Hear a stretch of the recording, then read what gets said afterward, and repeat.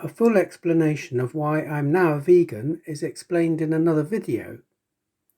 But what's important to say about this video is that you don't have to be a vegan to enjoy tasty homemade bread.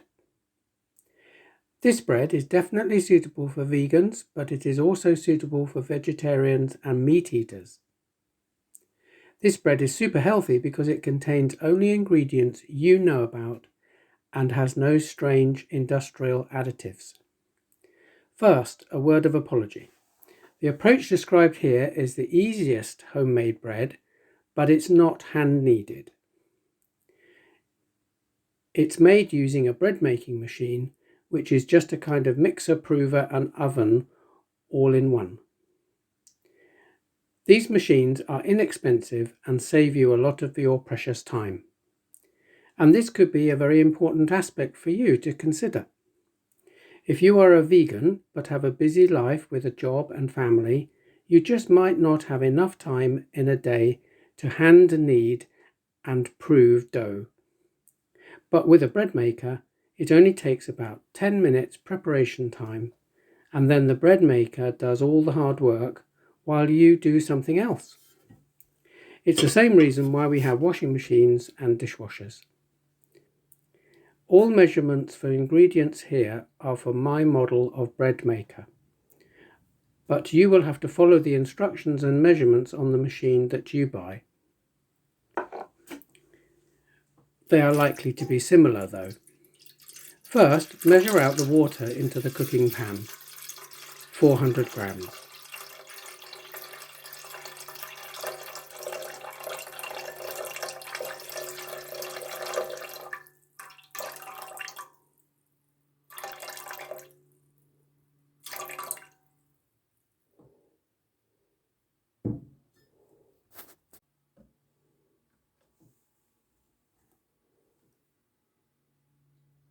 Then measure the oil.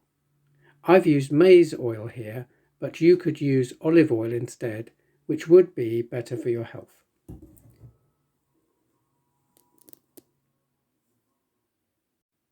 Then measure the salt, in this case 2 teaspoons.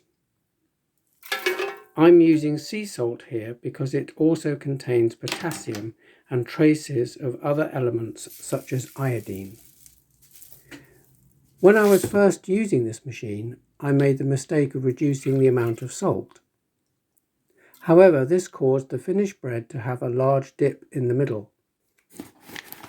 The correct weight of salt should be followed as recommended in the bread maker's instructions. This is because the salt slows down the yeast during proving. Next, measure the sugar. I've used white caster sugar here because it's finer grained and so disperses through the bread more uniformly. You could use fine brown sugar instead to add more flavour.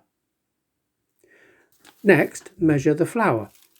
If you measure too much flour, you can see that it's easy to remove a little back to the packet.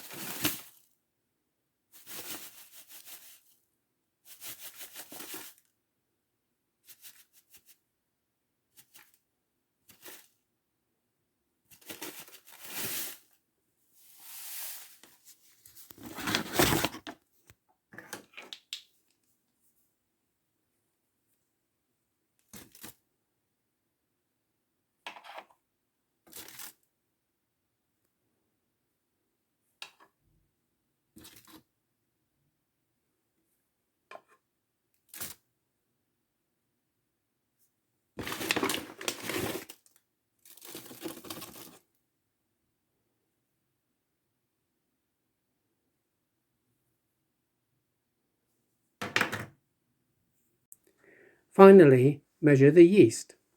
For this machine, it's 1 teaspoon or 3 grams of easy bake yeast.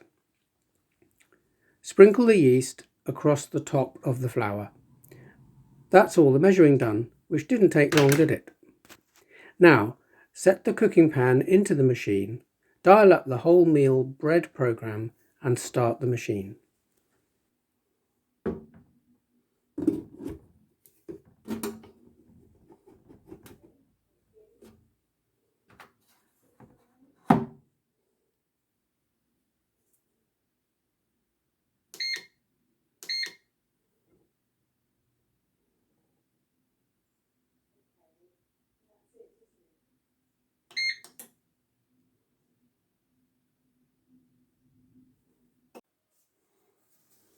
3 hours and 50 minutes later, here is the result. Tip the bread out and let it cool under a clean cover for at least half an hour, although it's tempting to take a slice straight away. Happy eating!